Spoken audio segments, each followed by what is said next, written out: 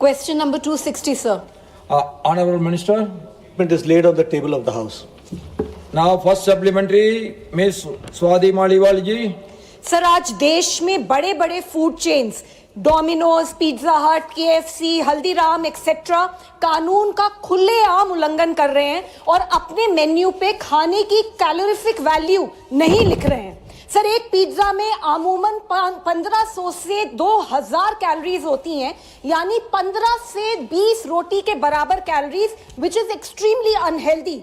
Sir, अगर लोगों को ये बात खाना ऑर्डर करने से पहले पता चल जाए तो वो खुद भी कम जंक फूड खाएंगे और बच्चों को भी कम देंगे। सर, मैं माननीय मंत्री जी से जानना चाहती हूं कि इन रेस्टोरेंट चेन्स के खिलाफ क्या कार्यवाही होगी कि वो मेन्यू पे कैलोरीज डिस्प्ले करना शुरू करें।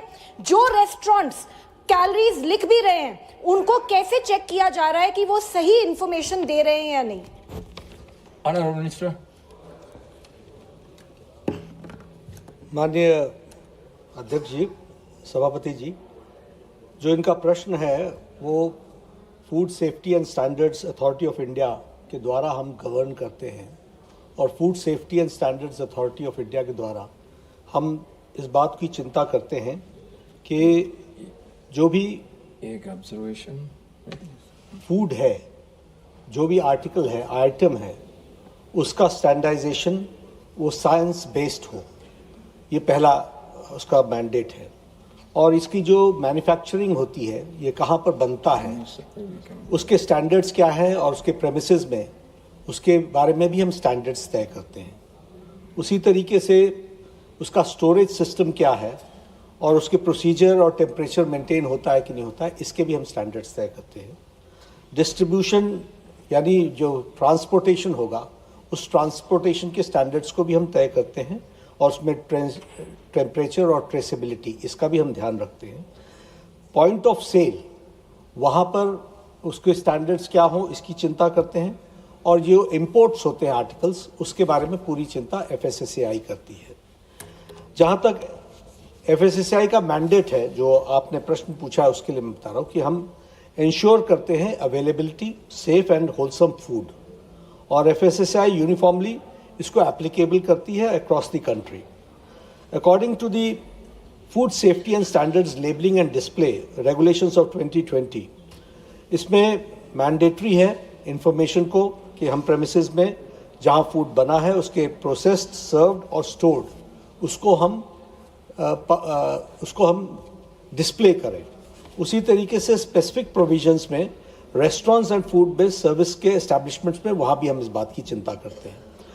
जो रेगुलेशन 9(1) है और फूड सेफ्टी स्टैंडर्ड्स, उसमें रेगुलेशन 2020 के तहत फूड एस्टैब्लिशमेंट्स में जो सेंट्रल लाइसेंसिंग है वो भारत सरकार करती है, और साथ में जो फूड चेन है जिसके 10 से ज़्यादा आउटलेट्स हैं उनको भी हम रेगुलेट करते हैं। बाकी को जो है वो स्टेट्स रेगुलेट करती है। इसी तरीके से जो ई-कॉमर्स है उसमें भी कैलोरीफिक वैल्यू जो है या एलर्जन है कि नहीं है, मल्टी न्यूट्रिशनल इंफॉर्मेशन थ्रू मेनू cards, boards, booklets, handouts, websites, इनके द्वारा डिस्प्ले करने की आवश्यकता है।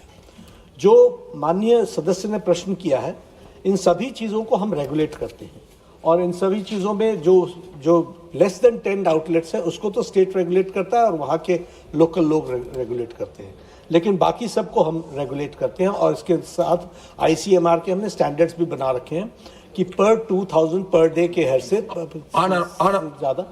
ज़्यादा हम कैलोरिक वैल्यू नहीं देंगे। अब जहाँ तक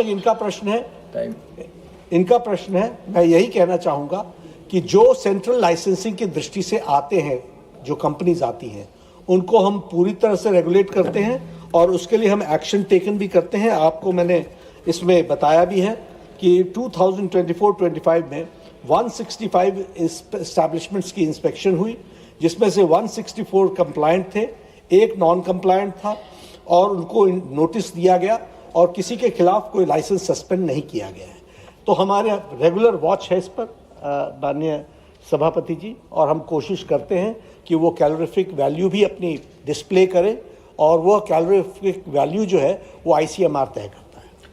Honorable members, the speeches of the members in the discussion on the working of the Ministry of Rural Development